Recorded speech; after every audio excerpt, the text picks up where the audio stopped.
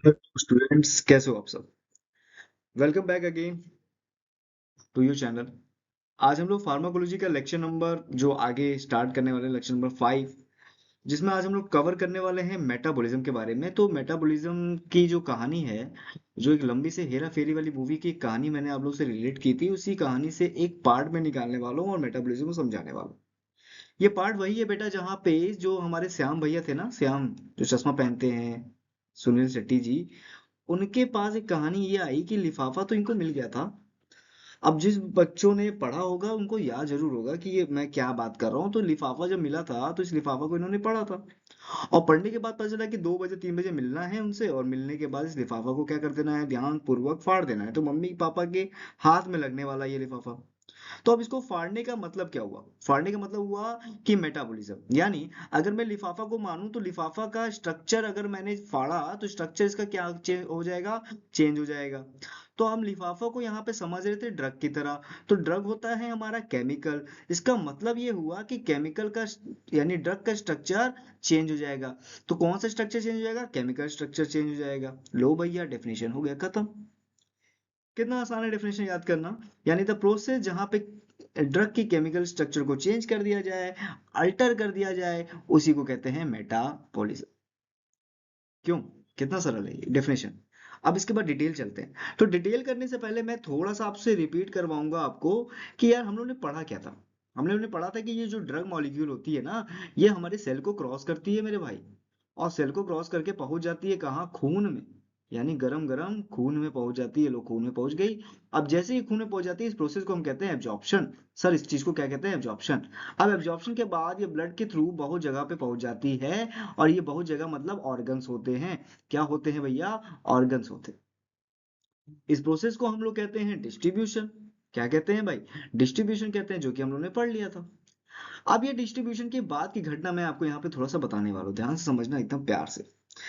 मान लो किसी एक ऑर्गन को मैं यहाँ पे पकड़ लेता हूँ। ये मान लो एक ऑर्गन है, ऐसे कुछ ऑर्गन बना हुआ है। अब ये कौन आ रहा है? ये दवा आ रही है। अच्छा, ये दवा यहाँ पे ब्लड से होते हुए तो आएगी, पहले लीवर के पास जाएगी। आपने पढ़ा होगा फर्स्ट पास इफेक्ट, यानी मेटाबॉलिज्म पढ़ा होगा ना, फर्स्ट पास मेटाबॉलिज्म। तो वो कॉन्सेप्ट मैं यहाँ पे से रिपीट नहीं कर रहा हूँ, बस आपको बता रहा हूँ। यहाँ से बचा कुछ ही दवा फिर यहाँ पे आ जाएगी, और उसके बाद ये जाके ऑर्गन पे बाइंड करेगी। अब ऑर्गन पे बाइंड करने की यार एक स्पेशल कंडीशन है, समझ लो। कंडीशन क्या है भैया? कंडीशन क्या होती है यहाँ पे? कंडीशन होती है कि यार ये एक स्पेसिफिक जगह पे बाइंड करती है, और इसको हम कहते हैं रिसेप्टर। क्या कहते हैं? रिसेप्टर। और जैसे ही रिसेप्टर पे बाइंड करती है, हमें एक्शन आना स्टार्ट हो जाता है। अब ये रिसेप्टर पे जब एक्शन आएगा, और इस एक्शन को हम लोग पढ़ते हैं डायनेमिक में, यानी फार्माको डायनेमिक में। तो अभी की हम लोग यहाँ पे डायनेमिक की बात तो नहीं कर रहे, हम लोग काइनेटिक की बात कर रहे हैं। तो इस टॉपिक को हम लोग अभी वहां पे पढ़ेंगे। ठीक है, बारी बारी से तोड़ तोड़ के समझेंगे, तभी कहानी का मजा आएगा ना।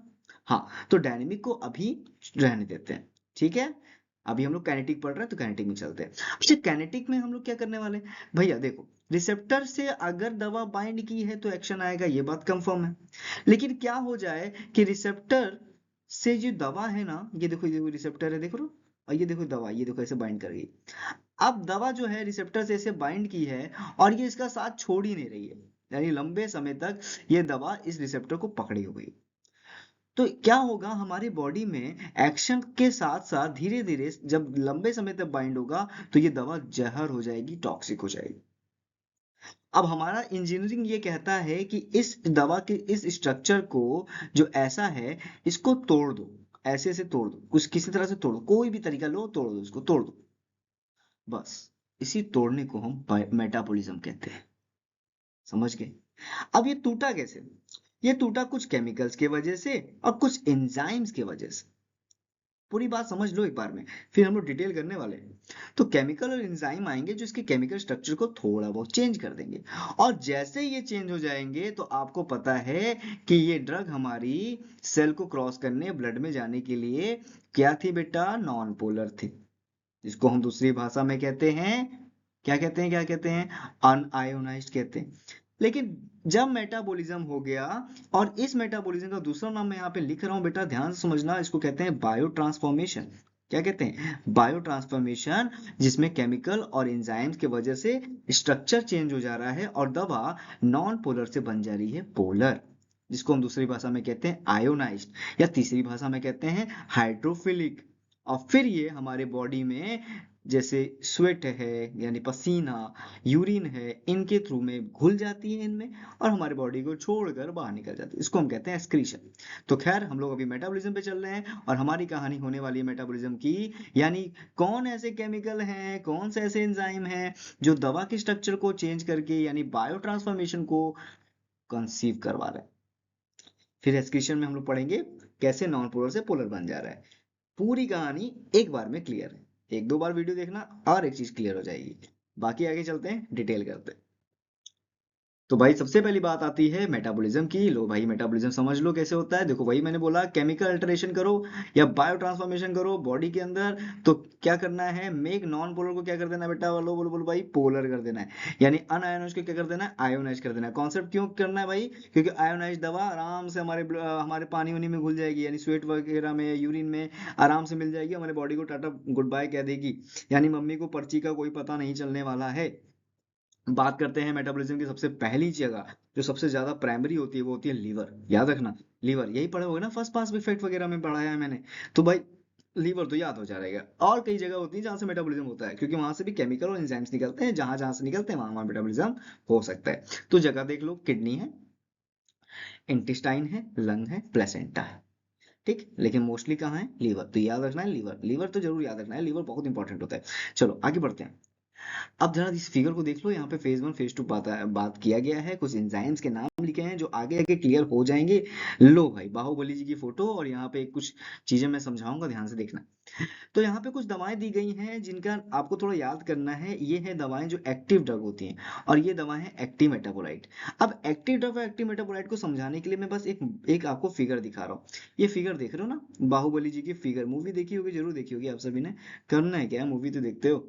तो क्या होता है, एक होते हैं अमरेंद्र बाहुबली, अब मुझे याद नहीं आ रहा, थोड़ा सा अगर मैं गलत हो जाऊं तो माफ करना भाई।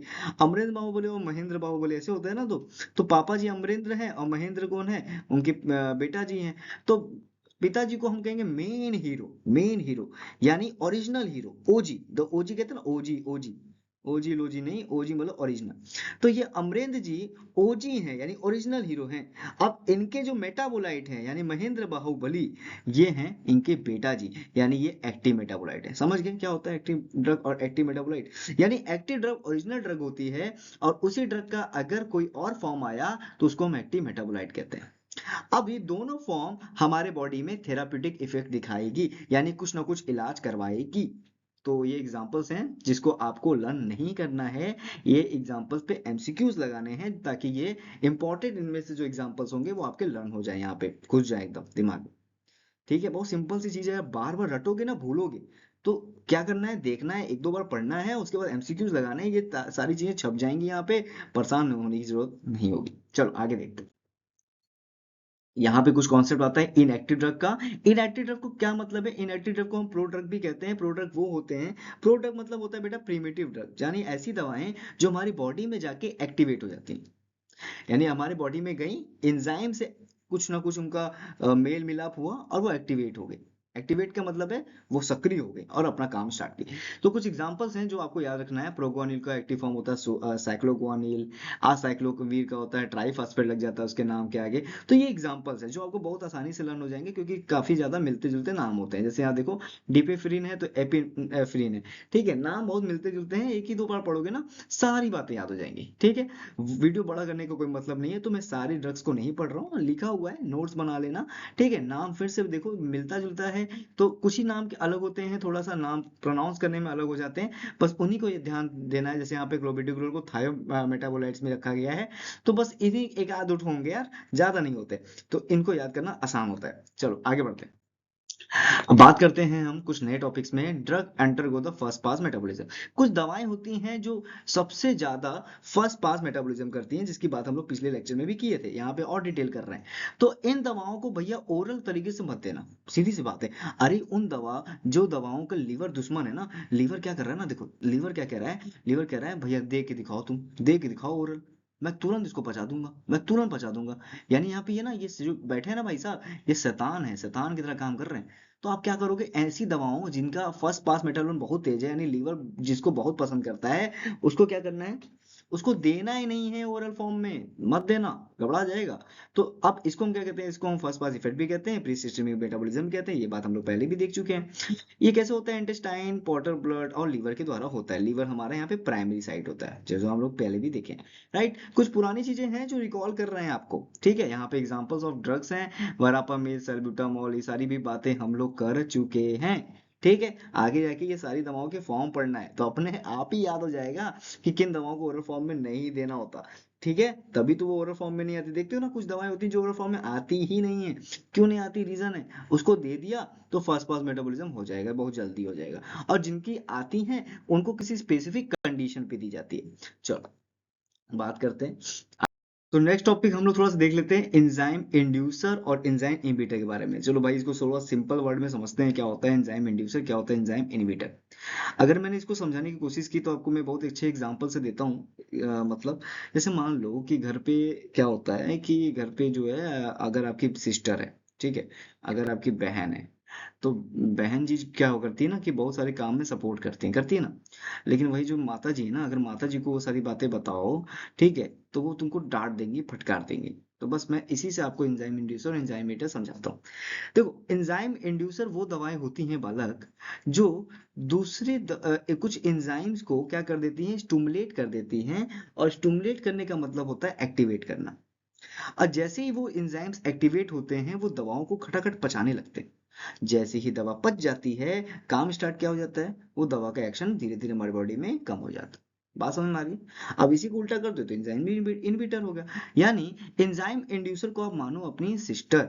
तो सिस्टर जी क्या करती हैं, आपका साथ, आपका सपोर्ट जरूर करती है, ठीक। करती क्या है, वो आपके लिए आपका काम कर देती है। जैसे मम्मी ने कहा कि भाई ये कर दो, वो कर दो, तो बहन क्या करती है, वो सारा काम कंप्लीट कर देती है। तो क्या हुआ, उसने क्या किया, उसने क्या किया, कुछ एंजाइम्स यानी काम को एक्टिवेट कर दिया।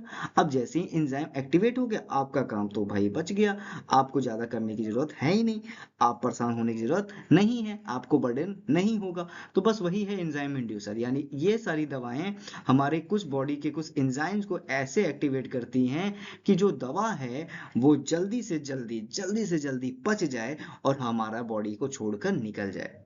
समझ रहे हो। तो कुछ दवाएं ये हैं। अब इसी का उल्टा कर देते हैं एंजाइम इनहिबिटर। तो भाई कभी कभार क्या होता है ना, एंजाइम इनहिबिटर का मतलब क्या होता है, कभी कभार क्या होता है कि हमारा जो पैर है ना, वो कभी रुकता नहीं है घर पे। हमारा पैर हमेशा बाहर भागता है, यानी लड़कों का तो सबसे ज्यादा होता है। घर कभी घर पे रहना ही नहीं होता है, बाहर भागने होता है। तो मम्मी क्या करती है, मम्मी कुछ ऐसा काम धाम दे देती है और तुम घर पे रह जाते हो, है ना, ऐसा होता है। या गेट उट बंद कर देती है, दरवाजा जो बंद हो जाता है, फिर घर से बाहर निकलना ही नहीं होगा। तो बस एंजाइम मीटर मतलब मम्मी, क्या कहीं भैया, दरवाजा बंद कर दी, अब तुम भैया वहीं फंस गए हो, अब निकल तो पा नहीं रहे हो। तो यानी क्या मतलब है कि ये वो दवाएं होती हैं भाई, जो उस एंजाइम्स को उस एंजाइम्स को यानी हमारे बॉडी के कुछ एंजाइम्स को क्या कर देती हैं, इनहिबिट कर देती हैं, ताकि जो दवा है यानी ड्रग है, वो हमारे ब्लड में देर तक रहे और देर तक एक्शन आए। यानी लड़का घर में रहे और घर में ही बैठा रहे। बात समझ में आ रही है। यहाँ पे लड़का फ्री हो रहा था दीदी की वजह से, लंबे समय तक घर के बाहर जा सकता था, मजा पानी कर सकता था। पर यहाँ माता जी जो है ना, वो दरवाजा जब बंद कर दी, एंजाइम को रोक दी, अब बेचारा दवा तो ब्लड में ही रह जाएगा, यानी घर में ही रह जाएगा। घर में रहेगा तो एक्शन आएगा ही आएगा लंबा समय तक। तो आप समझ चुके होंगे एंजाइम इंड्यूसर का मतलब है कि यहाँ पे दवा की जो एक्शन है वो थोड़ी शॉर्टर हो जाती है, पर यहाँ पे दवा का एक्शन क्या हो जाएगा, लंबा हो जाएगा, क्योंकि एंजाइम तो रुक गए हैं, एंजाइम पचा ही नहीं पा रहे हैं उसको। समझ। चलो आगे बढ़ते हैं। तो कुछ एग्जांपल जो आपने यहाँ इस वाले में एग्जांपल्स यहाँ पे लिखे हुए हैं एक ट्रिक के साथ, तो इन ट्रिक्स को थोड़ा सा ध्यान से देख। ट्रिक का नाम है, ट्रिक को मैं यहाँ पे लिख लेता हूँ, कल से कार में ग्रीस फैल रहा है। ग्रीस जो होता है ना, पतला पतला गीला गीला काला काला, तो वही फैल रहा है। अब उससे आपके सामने एक ट्रिक है, और इस ट्रिक को मैं डिकोड करता हूँ। बहुत सिंपल है, आपको डिकोड करने की भी कोई नीड नहीं है। कल मतलब होता है क्लोरोहाइड्रेट, से मतलब होता है स्मोकिंग, कार मतलब होता है कार्बामाजेपिन, ग्रीस का मतलब होता है ग्लिसियोफुलविन, और एक जी से मतलब याद कर लो ग्लूकोकॉर्टिकोइड, ठीक है। फैल मतलब सेपरेट कर रहा है, तो फैल का मतलब हो गया फेनिटोइन, फेनिलब्यूटाजोन और फिनोबार्बिटोन। कितना आसान है ट्रिक, और कितना आसानी से याद हो गया। हर एक नाम से तुम्हें ट्रिक याद करवा रहा हूँ, निमोनिक्स नहीं बता रहा हूँ बच्चा, ट्रिक बता रहा हूँ। निमोनिक्स भूल जाते हैं हम लोग, पर ट्रिक नहीं भूलते हैं। बस ये फिगर याद कर लोगे ना, तो भी आपका काम हो जाएगा। ठीक है, चलो आगे देखते हैं। ठीक है, रहा से हो गया रिफाम्पिसिन। अब आता है ये देखो, फिगर देख रहे हो यहाँ पे जो फल है ना, फल, इस फल में कीड़ा लग रहा है यानी इंसेक्ट लग रहे हैं। बस इसी से एक कहानी बन जाती है। हाय, क्या बना, हाय सीमा, फल फूल का सिप ले रही है, सिप मतलब पीने वाला सिप ले रही हो, फल में कल तुम्हारे कीड़े लग जाएं, इतनी जिद है मेरी। मतलब एक सहेली दूसरी सहेली से क्या कह रही है, अरे सीमा तुम तो फल फूल रही हो और फल फूल का सिप भी पी रही हो, भगवान करे तुम्हारे फल में कीड़े लग जाए। कोस रही है, ताना मार रही है। तो देखो यहाँ पे क्या ट्रिक बनती है। हाई से बनती है एचआईवी प्रोटीएस इनहिबिटर, सीमा से बनती है सिमेटिडीन, फल से बनती है फ्लोक्सेटिन, फूल से बनती है फ्लोक्सामीन, सिप से बनती है सिप्रोफ्लोक्सामीन, कल से बनती है कैल्शियम चैनल ब्लॉकर, कीड़े से बनती है कीटोकोनाजोल। इतने जिद है तो इट्राकोनाजोल, इतना इतने से इट्राकोनाजोल, और जिद है, जिद मतलब लास्ट में जिद आएगा तो आइसोनिया जिद। ठीक है, आइसोनियाजिड बोलते हैं, वैसे आप आइसोनियाजिड बोल देना।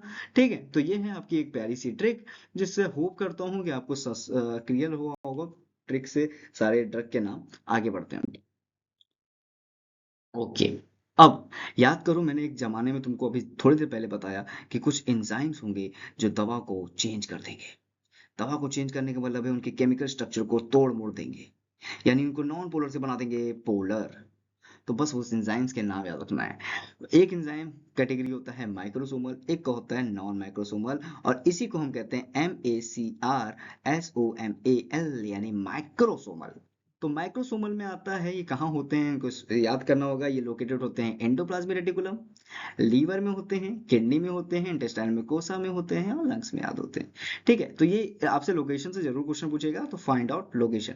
अब यहाँ पे देखो, इनका लोकेशन याद करना ज्यादा जरूरी नहीं है, क्योंकि ये दो ही जगह पाते हैं, साइटोप्लाज्म और माइटोकॉन्ड्रिया। बस दो करो, खटाक से आगे बढ़ो। अब एग्जांपल में देखो, इनके एग्जांपल को ध्यान से एक बार मैं पढ़ता हूँ, देखो। Monooxygenase, cytochrome, UGD, epoxide glucotransferase. इनका नाम देखो, स्टीरेज, एमाइडेज, ग्लाइकोप्रोटीन ऑक्सीडेज और कंजुगेसेस। अब इसका जरा जुगाड़ देखो। जुगाड़ में ये होता है कि यहाँ पे ज्यादातर जो दवाएं जो एंजाइम्स आती हैं उनके लास्ट में SES लिखा होता है, और यहाँ पे पहचान है CYP। ठीक है, बस ये दो एग्जांपल याद रखना, बहुत इंपॉर्टेंट एग्जांपल बता रहा हूँ। साइटोक्रोम किस में आता है, माइक्रोसोमल में आता है, और जहां पे S आ जाता है, स्टीरेज, एमाइडेज, ठीक है, ये सब किस में आते हैं, नॉन माइक्रोसोमल में आते हैं। ये बहुत इंपॉर्टेंट पूछा जाएगा। कुछ और एडिशनल चीजें भी हमने दी हैं जिसको आप लर्न कर सकते हैं। चलिए आगे बढ़ते हैं।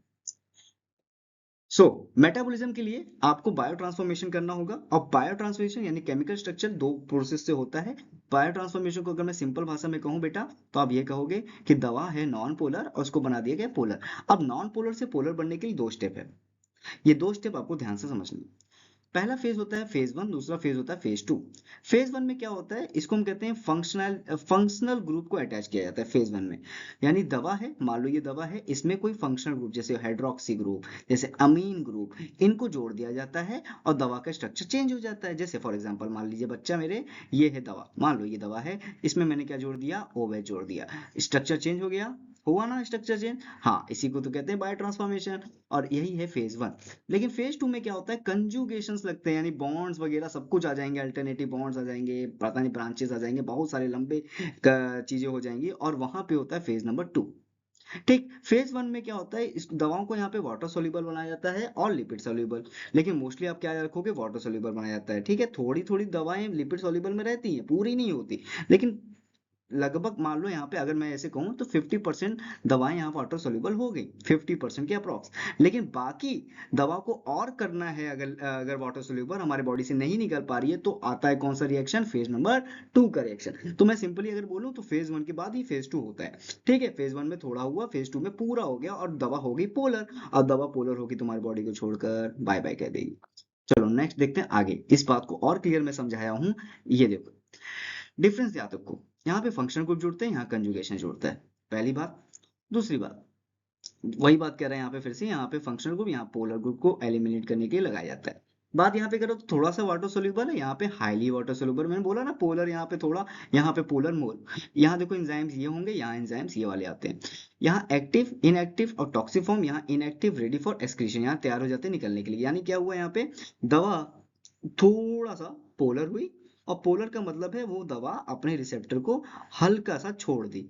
लेकिन अब पूरा तो नहीं छोड़ी है, पूरा छोड़ना चाहिए तभी बॉडी से निकलेगी। तो कौन सा होगा, फेज 2 होगा, जिसमें दवा रेडी हो जाएगी एक्सक्रीशन के लिए। ठीक है, जैसे एग्जांपल है पैरासीटामोल, और यहाँ पे एग्जांपल है पैरासीटामोल ग्लूकोनाइड। ठीक है, अब ये ग्लूकोनाइड और NaPQI क्या है आगे देखने वाले हैं हम लोग। ठीक है, तो अभी फोकस करना। ये देखो यहाँ पे फिगर है, इस फिगर से बताया जा रहा है फेज 1 का मतलब होता है सब्जी अभी कट रही है, और फेज 2 का मतलब होता है सब्जी रेडी हो गई है, पैकिंग हो रही सब्जी की। तो इसी की बात का तो स्टेप है ना ये। क्लियर हो गया, चलिए आगे देखते हैं। तो यहाँ पे आपको टाइप ऑफ रिएक्शन देखने हैं। ठीक है, टाइप ऑफ रिएक्शन में यहाँ पे आता है, आपको सिंपल याद रखना है CHORD, क्रिप्टिक याद रखना है। C से क्या होता है, साइक्लाइजेशन होता है। S से हाइड्रोक्सिल हाइड्रोलिसिस होता है। O से ऑक्सीडेशन होता है। R से रिडक्शन होता है, और D से डीसाइक्लाइजेशन होता है। अगर ये ट्रिक आपको याद हो गया चोर डी, तो आपको सारी चीजें याद हो जाएंगी। फेज 1 में यही 5 रिएक्शन आते हैं, जैसे ऑक्सीडेशन इन दवाओं को होता है, रिडक्शन इन दवाओं को होता है, हाइड्रोलिसिस इन सारी दवाओं को होता है, साइक्लाइजेशन एक दवा का होता है, डीसाइक्लाइजेशन इस दवा का होता है। अब इतनी दवा याद नहीं करनी है आपको, मैं सिंपल सिंपल बता रहा हूँ। आप क्या करोगे, साइक्लाइजेशन के पॉइंट को एकदम दिमाग में बसा लोगे, और रिडक्शन के पॉइंट को दिमाग में बसा लोगे, इस पॉइंट्स को दिमाग में बसा लोगे। बाकी इनका MCQ जरूर लगाओगे, क्योंकि इसमें लॉट्स ऑफ दवाएं हैं जो आपको मेमोराइज हो जाएंगी as per MCQ practice. Okay, चलो आगे बढ़ते हैं।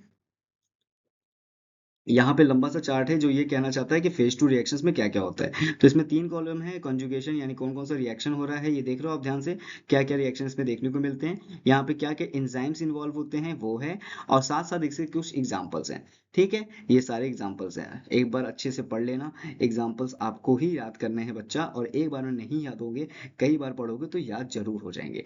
इतनी दवाओं का अगर मैं ट्रिक्स बनाया तो ट्रिक्स भी याद नहीं होने वाले, तो एक दो बार जरूर पढ़ोगे, याद हो जाएगा, बेफिक्र रहो। ठीक है, MCQ में जस्ट इसके बाद सॉल्व करवाऊंगा, वो आपके कॉन्फिडेंस को और बूस्ट अप करेगा। चलिए आगे बढ़ते हैं। अब यहाँ पे बहुत नाम सुनाई दे रहा है, साइटोक्रोम साइटोक्रोम साइटोक्रोम, जो एक माइक्रोसोमल एंजाइम्स का नाम है, और इस साइटोक्रोम से ही दवा मोस्टली पचती है, यानी 60% दवाओं में कहूँ तो इसी एंजाइम्स के थ्रू पचती हैं। लीवर को बहुत ज्यादा मेहनत करनी पड़ती है इस एंजाइम्स को बनाने निकालने में, जिसमें 60% दवाएं इसी से पचेंगी। बहुत मेन हीरो है हमारा, इसके बारे में जानना पड़ेगा। साइटोक्रोम मतलब CYP, पी मतलब होता है एक पिगमेंट है जो 450 के वेवलेंथ को एब्जॉर्ब कर सकता है, और 3 का मतलब होता है इसकी फैमिली को दिखा रहा है, ए का मतलब है सब फैमिली को दिखा रहा है, और 4 का मतलब है स्पेसिफिक आइसोफॉर्म, यानी कोई ना कोई रूप दिखा रहा है। ठीक है, तो ये आपसे पूछा जाता है कि कौन सा क्या चीज दिखाता है, तो आपको ये थोड़ा सा याद रखना पड़ेगा ये पॉइंट्स को। ओके, नेक्स्ट चलते हैं। ठीक है, ओके, यहाँ पे मैंने लिख दिया है कि कितने यहाँ पे होते हैं हेपेटिक कंटेंट में, 26% ऑफ CYP एंजाइम्स होते हैं। ठीक है, सो यहाँ पे सबसे इंपॉर्टेंट आप याद रखना CYP3A4 बहुत इंपॉर्टेंट है। ओके, तो CYP साइटोग्राम के बहुत सारे बहुलक होते हैं, यानी आइसोफॉर्म्स होते हैं। ये आइसोफॉर्म्स की एक लिस्ट है, जिसको आपको यहाँ पे ये बहुत इंपॉर्टेंट लिस्ट नहीं है, पर एज पर नाइपर वगैरह के लिए बहुत इसमें से एग्जांपल जरूर पूछे जा सकते हैं। आपको यहाँ पे इंड्यूसर इनहिबिटर याद नहीं रखना है, क्योंकि वो पुराने वाले ही हैं, लेकिन हाँ स्पेसिफिक एंजाइम्स के लिए जरूर आ सकते हैं। तो आप इस चार्ट को एक बार लुकआउट कर सकते हो, अन्यथा छोड़ सकते हो, जीपैड वगैरह में ज्यादा इससे क्वेश्चन नहीं आता है। अगर मैं आपको शॉर्टली बताऊं तो मैं आपको बता सकता हूँ, CYP3A में बहुत सारे एंजाइम्स आते हैं, जिसके लिस्टेड बहुत सारे देखो यहाँ पे दिख रहे होंगे। लेकिन 2 में देखो यहाँ पे TD है, 2D का मतलब हो गया एंटी डिप्रेशन, 2D का मतलब हो गया एंटी डिप्रेशन, यानी D से आप डिप्रेशन याद रखोगे, आपका काम हो जाएगा। CYP19 आ रहा है, 19 याद रखना, 19 आ रहा है। 19 को आप इमेजिन करो, 19 की स्पेलिंग में ई आता है। ई में क्या है, ओमेप्राजोल, ओमेप्राजोल ई आएगा, क्लोमेडोग्रेल आएगा, यानी ज्यादातर ऐसी दवाएं जिसमें ग्रिल लगी होंगी, जिसमें ई का एक साउंड इफेक्ट आ रहा होगा, ई। ठीक है, मैंने ऐसे याद किया, अगर आप चाहो तो कोई और तरीका याद कर सकते हो। ठीक है, C9 में आता है फेनिटोइन, ये इंपॉर्टेंट है। ठीक, बस बाकी आप अपना चाहो तो याद करो, वैसे कोई इशू नहीं है। ठीक है, चलो आगे बढ़ते हैं। ठीक है, हाँ, सो अभी के लिए इतना ही काफी। मेटाबॉलिज्म हमारा एक टॉपिक नया आया है, तो मेटाबॉलिज्म हम लोग बाद में पढ़ेंगे, और अभी तक के लिए इतना ही बहुत है इस लेक्चर में, काफी लेक्चर लंबा ना हो जाए। सो मिलते हैं नेक्स्ट वीडियो में, नेक्स्ट लेक्चर के नेक्स्ट कंटेंट के साथ, नेक्स्ट टॉपिक के साथ। तब तक टाटा बाय बाय।